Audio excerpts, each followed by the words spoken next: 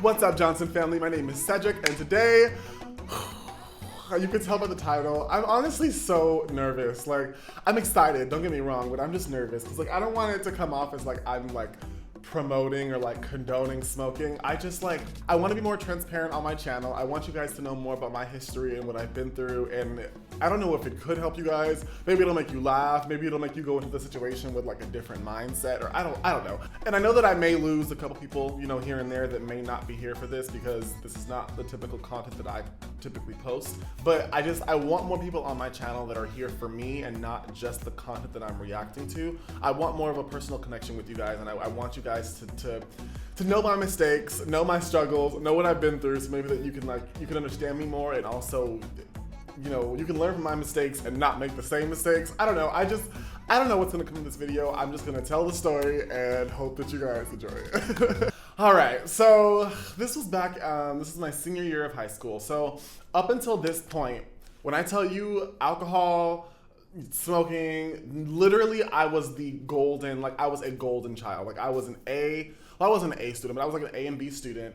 I didn't get involved in any, like, I was just so like pure. Like I was so like naive and innocent, and when people would say the word like weed, I was just like, oh my gosh, like not today, like not in this neighborhood. Like I was just like, no. Like at my school, I was just known as a goody two shoes. In my family, I was always the person who was excelling. I was the goody two shoes. Like I was always trying to impress the people around me by my demeanor, by my grades, by my just everything. So up until this point, that's literally like, that's me. And so I had a friend, I don't want to say her name. I don't know if I can say her name, but basically I had this friend in my high school that I was really, really, really close to.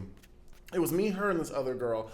We basically were like a clique for maybe sophomore and junior year. And then I want to say towards the end of our junior year, they both left because the school was too like, I think one of them was moving out of the area and the other one just wanted a school that was more like an actual like high school experience. I didn't have an issue with it because the school was based around like the arts, and music is obviously a big part of my life. And so I wanted to stay there. I didn't care about sports. I didn't care about none of that. But our school didn't have sports. Our school had rallies like once every 6 months. Like we weren't like the typical high school. And so there were a lot of people who would leave the school and want to go and, you know, pursue whatever a public school was going to give you. I also went to a school that was very like preppy, I guess you can call it. Like if people did dirt, it was hidden. It was a performing arts school, and so the school was just like, you know, you just didn't do bad stuff. When someone would like get caught with like a cigarette, it was like the worst thing in the world. Like I'm telling you, this school was so like it was just so like, it was so heavenly. The school was a great school, but it was just a very like preppy, very, you know, we don't do bad things here. We don't do things like that in this area, whatever type of school. So they all left in my junior year. And so from junior year to maybe like a quarter of the way through in my senior year, I was just bouncing around people. Like I was just going to different groups. Everyone kind of knew who I was, so it was easy for me to go in one place and talk to them and then go to a different group and talk to them. Like it was just, I was like a chameleon in different like cliques or whatever. And so let me see, we got a new vocal teacher my senior year, and then literally like 25% of the way there, she had like a re-audition, because the way the school worked is you auditioned for like, if you wanted to be in like one of the top classes, like the top art classes, the top vocal group, the, you know, top acting groups, top dancing, like you had to audition the year prior. They didn't let people typically who come in, you know, like that year audition the same year. If you weren't there the year before, then you were kind of like, you were out of luck. Like, so my junior year, I auditioned for the vocal ensemble for my senior year. Does that make sense? Like you had to audition the year prior. So the new teacher that came in, she basically was just like, she didn't like the way that the school had done things in the past. She didn't like that you auditioned the year prior for the year coming up. And so she had like a whole extra like audition that year for people who wanted to like try their hand again at auditioning, or, you know, try to audition for the first time ever, whatever. So held the auditions. We got a couple of new people actually a couple. Our group went from like 8 people to like 20. Like she brought in a good amount of people. And it was cool because I had more guys and more guys in my area. Because at the time it was like maybe 2 guys. It was me and this other guy who was singing, and it's like, typically you would need, it would be beneficial, or it would be preferred to have more men and not like 6 women and 2 men. Okay, so out of all the new people who had just come into the vocal ensemble, there was this one guy that I got really, really close to. And for the sake of this story, we're gonna call his name Jaquan. He wasn't even black, we're gonna call him Jaquan. So Jaquan, me and Jaquan got really, really, really close. Like, when I say close, I mean like, it got to the point where if someone was looking for Jaquan, all they had to do was be like, Cedric, where's Jaquan? I'd be like, oh, he's in this class, or oh, he's here, oh, he's there. Same like vice versa. Like, whenever we would go on like field trips or like live performances, like they literally only had to find one of us, and then we would say, oh, he's in the bathroom, oh, he's in this, because we were always together, like always together. Before school, we were going to school together sometimes. We were spending lunches together. We were rehearsing during lunches together. We were hanging out all the time after school. There was a point in time where I was literally at his house more than I was at my house. We were always like playing games. He was a really, really good guitarist, and so we would play songs, we would sing together, and all this good stuff. So it was a really, really fun time. We shared a lot of experiences together. We had a lot of like similar interests, and so it just worked. We got really, really close, really, really fast. And so at the time, I had no idea, but this guy was like, he basically, I don't want to call him the drug dealer, but he sold weed to people at my school and people from other schools too. Like, it wasn't just limited to the students at my school. Like I said, at the time I had no idea that he was selling to students at my school. And so I was just like, he's a super cool guy, I love hanging out with him, his family's cool, they're super cool with me, they love me. It was just a cool little experience, just a cool little all around, we had fun together. So there was one day, I want to say, what was it? We were texting. We were texting back and forth, and I don't know how the conversation came up because I don't have that phone anymore. I wish I had that phone. But basically, I think he just asked me, like, have you ever smoked weed? Would you ever consider smoking weed? And I was just like, oh my gosh, like, what? Like, I'm a Christian. What are you talking about? Like, ugh, no. And he was just like, bruh, it's not that deep. Like, I just wanted to know because, like, you know, I do, and I wanted to know if you would ever be interested in, you know, doing it with me or whatever. I don't know if he acts exactly like that, but that's like the gist of what, you know, because he's like, you're always at my house, we're always having fun together, let's share this part of my life as well. So, okay, so after texting back and forth for maybe, I think a couple of days, if not, it was maybe like a week that he was, like, I would ask him like multiple questions about it, because mind you, I was terrified. Like, I'm like, I could do this one time and then die. Like, I was so scared. I had no idea what it was. I didn't, because up until this point, I was just anti-weed, anti-drugs, anti-alcohol, anti-anything that is going to alter your body or your mind. I was no. Like, no, get it out of my face. After maybe a week or so of asking questions, trying to find out more about it, whatever, we decided that I would go over his house and try it. Oh wow, this is gonna get so gross so quick. So, went over his house. We were doing our normal thing. We were like watching TV, playing on his laptop, playing guitar, talking to his parents, just kind of, you know, just existing or whatever. And I remember that, what was it? So he was just, it got to the point where I like, because the whole time I was over there, I knew it was gonna happen. I didn't know when. I didn't want to be like, hey, so like, where's it at? You know, but I just wanted to like, I was nervous. I was anxious. I wanted to just like do it and get it over with. Oh, I can't remember if he brought it up or if I brought it up. I'm almost positive that he brought it up because I was a little like, I was a sissy. But, so it got brought up and then I was just like, so where do we do it? Like, do we just do it in your room? Like, do we go outside? Like what, like your parents? Like what? I'm like freaking out. Like there were so many like different angles that we had to like consider. And he's like, no, bro, like chill. So, at the time, he smoked in his closet. Eventually, we would come out of the closet. That's no pun intended. So we go in the closet. Mind you, I haven't been in the closet, so I don't really know what to expect or what's gonna be in there. Go in the closet. There's clothes. There's trash bags. There's like on the shelf, he has like bongs lined up. He has like pipes. I was just looking like, oh my gosh, like where am I? Oh my gosh, like. What if I'm the exception? What if I'm the one person that dies? Like, what if he doesn't let me out of the closet? Like, I was so lost. Like, I was just so, like, freaked out. And so he was like, chill out. Like, you'll be fine. I promise. Like, I haven't let you down yet. I won't let you down now. Like, just you'll be okay. I promise. Just chill. So he makes room. He, like moves the clothes out of the way. We sit on the ground. Now, for this story, this is so nasty. Okay, so for this story to make sense, I have to explain the way the closet was set up. So like I said, you have the top line with like all the like bongs and pipes and whatever. Then you have like, it was like a rectangle closet, like you can walk in. When you first walk in, you know, you open the door, was it this way? No, you open the door this way. You walk in and there's like a shelf. It's a shelf that's like built into the wall, like literally like it wasn't like just a shelf, like it was like actually like part of the paint, like it was built into the wall. And then he had like candles and like Buddha and like lighters and stuff like on these different shelves of this cabinet. And so I'm looking around, it's like whatever. He moves some stuff out of the way. And so we sit down like crisscross. We're like I'm here and he's like where you guys are. And he starts like, was it a bong first? I'm pretty sure we spoke out of a bong first. So he sat down, he was like, okay, let me show you exactly how to do it, because I know you probably don't know how to do it, which I didn't, obviously. So I'm looking at him like he's like a master, like he's a professor, like, oh, senpai. I'm literally like looking at him like he's like up here, and I'm like, okay, like teach me your ways or whatever. So he shows me like how to light it, or like where the water goes, what you do, why the water is even there. Like he kind of explained like the filtering and all that good stuff when it comes to the bong. And then he took one. And I was just like, oh, okay, it's not that hard, like it's not that bad. And he was just like, do you want one? I was like, no. Take another one, like you go one more time, let me just make sure that I know what I'm doing. And so he takes another one. He's like, all right, stop freaking out, like you're good, you got this. So he gives it to me, I take one, I start coughing like crazy, like, I was literally like hacking, it was so like, it was just, I've never felt smoke in my lungs. So it was like my throat felt like it was burning, like I didn't know what to expect. I was just like, why do people do this? Like why do people enjoy hurting themselves? Like it didn't make any sense to me.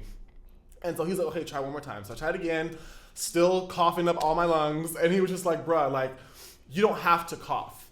Like, the couple times that we did this together, he never like, he would always say, like, you don't have to cough that much. Like, he's like, do you hear me coughing when I smoke? I was like, no. He's like, because it's a like, once you get used to it, you don't have to. It's just that most people get used to it and then just assume that that's like, not assume, but like, basically, he said that most people, they'll smoke and they'll cough and they'll just assume that that is like a required response. And then like they just subconsciously, every time they smoke, they have to like cough their butt out. They just do it. It's like they don't try not to cough. They just inhale it and then just cough and let everything come out, and it's like gross, whatever. And he didn't like that. So he was like, I would appreciate it if you didn't cough like in my presence. So I was trying to impress him and trying to like, whatever. So I stopped coughing. I like after the next couple times we did it, I like didn't cough anymore. Somewhere in the midst of us going back and forth and like talking about this and me asking about his past and who he's done this with and who was the first person he smoked with and all this stuff, and he's telling me like his like life story and everything, and then we get a call from his sister, and his sister's like, hey, I'm at In-N-Out Burger right now. She's like, hey, like I'm at In-N-Out Burger right now. Like, do you guys want anything? And so he tells her his order. He's like, hey, like, what do you want? And I was just like, oh, honestly, like, I just want like a double, maybe some fries, and then give me like a red Fanta. The red Fanta is going to be very, very, look out for the red Fanta because it's going to come up again. So we're going back and forth. We're doing this, whatever. And I'm like, I don't feel anything. Like, maybe I'm just like unique. Maybe I'm the chosen one who just doesn't get high from smoking marijuana. And so he was like, bro, like, I promise, like, you're not the chosen one. Like, just give it a second. And so I'm just sitting there like everything looks fine. I'm not like tripping out. I'm still alive. I'm still breathing. Like my heart still works. Like I'm just like, I felt confident because I'm like, he looks like he may be like feeling it already. And I'm just like, I'm good or whatever. Literally 2 minutes after that, I'm just like, I'm going to insert some live footage of the first time that I smoked. And it's just, I look a mess. All right, listen to me, you old. Turn up the volume on your hearing aid. It's gonna be a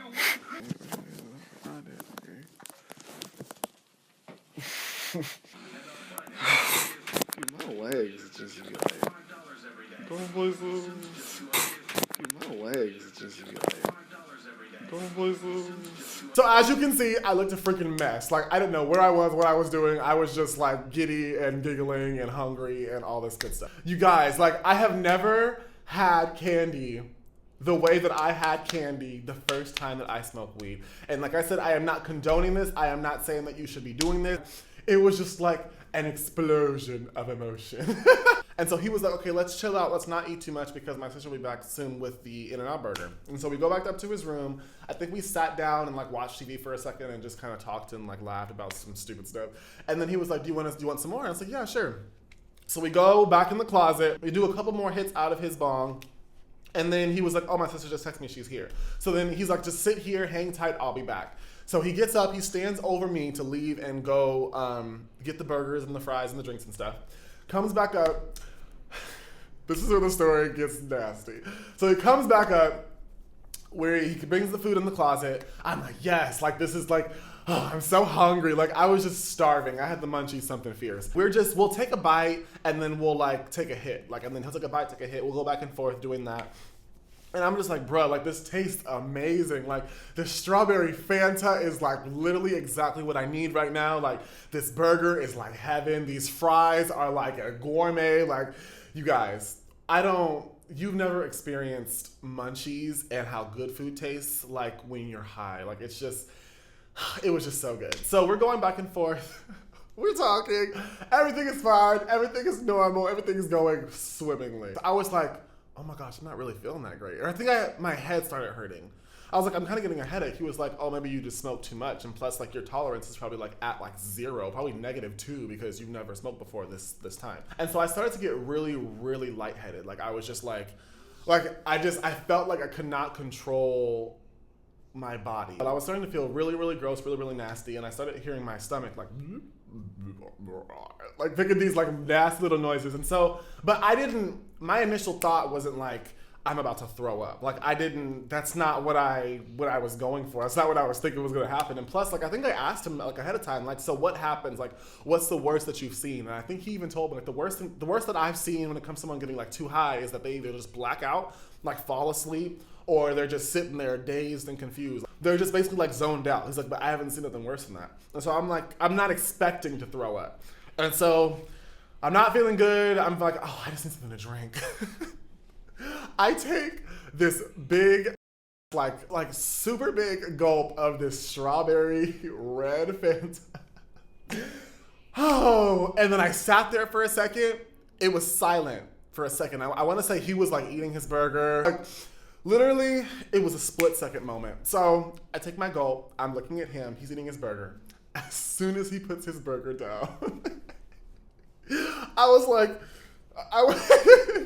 as soon as he put his burger down, I was like my whole everything, like I was like, oh my gosh, oh my gosh, oh my gosh. Like I felt it all come up at once, and then I just could not hold it any longer. Like I couldn't hold it at all. Like I was like this for like a split second, and then it just boom. Remember that our food is right here. Remember that our food is in between us. But I still feel like if I would have done it like that, it wouldn't have been as bad. But when I threw up, my head was turned this way. And remember how I told you there was like a cabinet that comes out of the wall?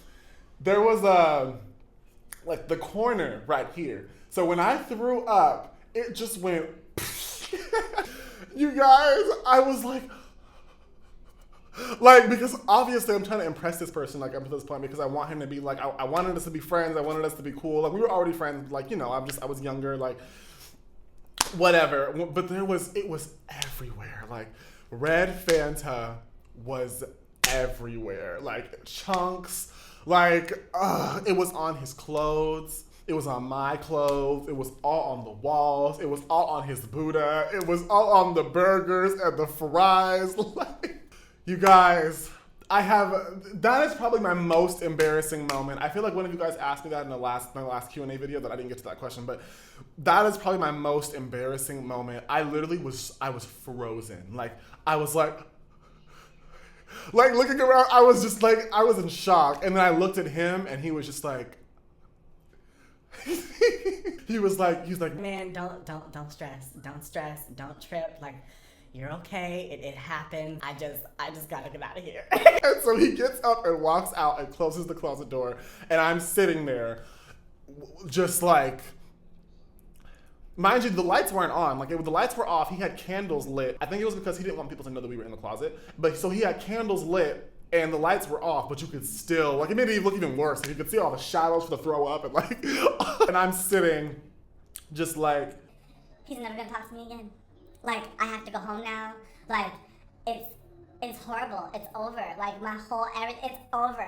Like, that's literally how I felt. I felt like I would never recover. Like, oh my gosh, it was just so nasty. And so I come out, I'm like, cleaning myself up. He's like, man, like don't trip. Like, you're okay. Like, we're gonna get it cleaned up. No one's gonna know about it. You'll be okay. And I was still so sad, but I was just, knowing that I had a friend like that who was willing to who had just gotten thrown up on. And he was like calm. He was like, bruh, like, it's fine. Like, don't trip, don't stress. Like, we're gonna be okay. We'll get it cleaned up. And then, you know, we know not to have you eating a crazy amount of food next time you do this or whatever. Yeah, so that's the story of the first time that I smoked weed and I threw up in my friend's closet. So yeah, if you want to see more stories like this, please let me know down in the comments below. I have a lot of stories, you guys, but like, besides that, you guys, I have so many ridiculous things, stories that have happened to me, and I've been through it. So if you guys want to hear more stories, let me know. And please do not hesitate to subscribe. Please like if you liked it, and please comment and let me know what your thoughts. And like I said, we'll see you guys in the next one.